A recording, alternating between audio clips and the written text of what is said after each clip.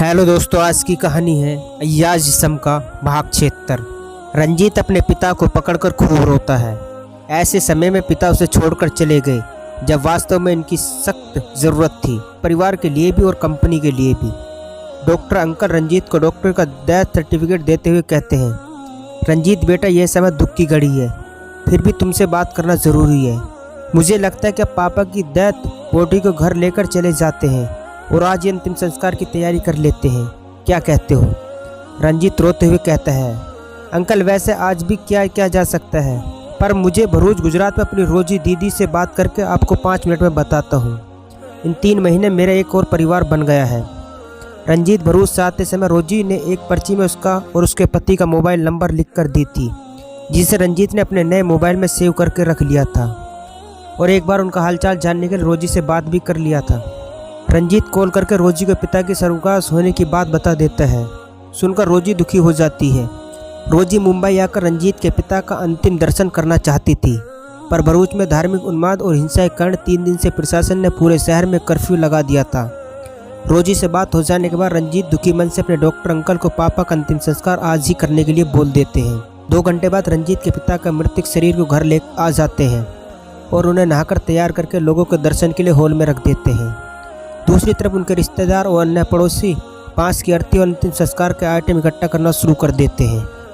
मुंबई शहर के माध्यम कैटेगरी के उद्योगपति में कल्याण लोखंडे का एक अच्छा नाम था। उद्योगपति का आने का सिलसिला भी शुरू हो जाता है। वनिता, अजीत, रंजीत और दादी उसके पार्थिव शरीर के पास रोते हुए बैठे रहते हैं। अचानक घर वालों के लिए शॉकिंग घटना थी। किसी ने भी उम्मीद नहीं की थी ऐसा हो जाएगा।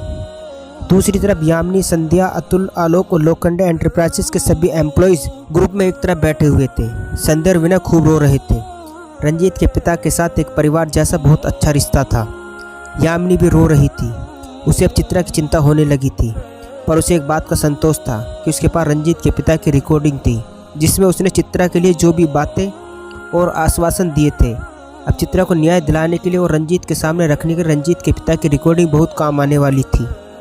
यामिनी तय कर लेती कि चित्रा के बारे में इसी दौरान 1-2 दिन में रंजीत से बात करेगी, क्योंकि यही सही समय होगा। इमोशनल पल में अपने पिता की जज्बातों को रंजीत इग्नोर नहीं करेगा। वनिता ने अभय को कॉल करके यह घटना बता चुकी थी।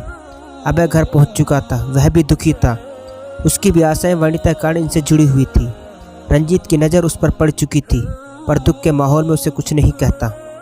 यह दुखद खबर यामिनी, स्वाति और चित्रा को बता देती है। चित्रा सुनकर खूब रोती है। उसके लिए एक शॉकिंग न्यूज़ थी। उसके होने वाले बच्चे को लोखंडे एंटरप्राइज का वारिस बनाने के लिए रंजीत के पिता एक सूत्रधार थे। चित्रा को रंजीत से कोई उम्मीद नहीं थी कि वह अपनाएगा। सिर्फ उनके पिता से जो एक आशा बची थी वह भी आज बुझ गई थी। उसे यामिनी ने बता दिया था कि अभी चित्रा के संबंध में उसके पिता की बात रंजीत से नहीं हुई थी। हॉस्पिटल से डिस्चार्ज होने के बाद घर में रंजीत को बताने वाले थे। चित्रा पागल सी हो गई थी। चित्रा का मन भी हो रहा था कि उनके अंतिम दर्शन करने के लिए, पर चित्रा की हालत ऐसी थी कि वे 1 हफ्ते के भीतर कभी भी डिलीवरी हो सकती थी। उसे नोवा टच हो चुका था। रंजीत की जान पहचान वाले कुंदन, रंजीत पब के कर्मचारी, कुछ कॉल गर्ल्स और खासकर रत्ने चंदेवाल मैडम भी घर में आई हुई थी। ये सब रंजीत के अय्याशी की जिंदगी जीते समय के सहायक और सहयोगी लोग थे।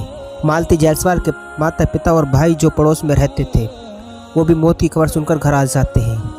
रंजीत ने जो नाइंसाफ़ी मालती के साथ की थी, उनकी जानकारी उनके घर वालों को थी, लेकिन रंजीत के पिता एक अच्छे इंसान होने के नाते उनके अंतिम दर्शन के लिए आ जाते हैं। पंडित आ चुका था।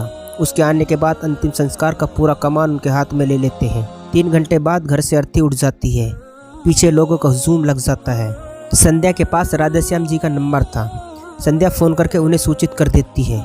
वो सीधे शमशान घाट पहुँच जाते हैं। रंजीत के पिता को देखकर खूब रोते हैं। उसने रेशमा की दर्दनाक मौत भी देखी थी और आज रेशमा के पति को देख रहे थे।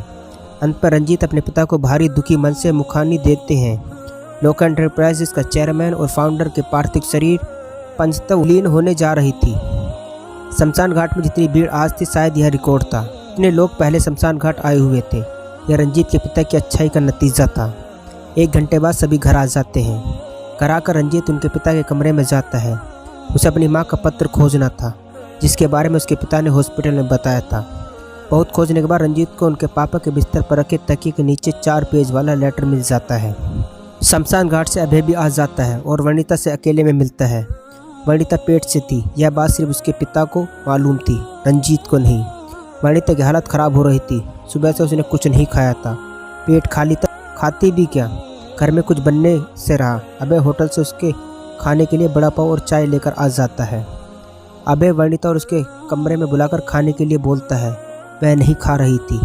अबे ने अपने होने वाले बच्चे की कसम देकर बड़ी मुश्किल से एक बड़ा पाव खिलाने में सफल हो जाता है।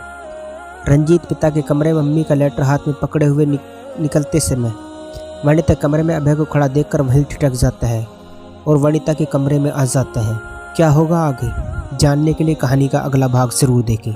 दोस्तों, ये था अय्याज जिस्म का भाग 76। दोस्तों, कहानी अच्छी लगी हो तो चैनल को सब्सक्राइब करना न भूलें।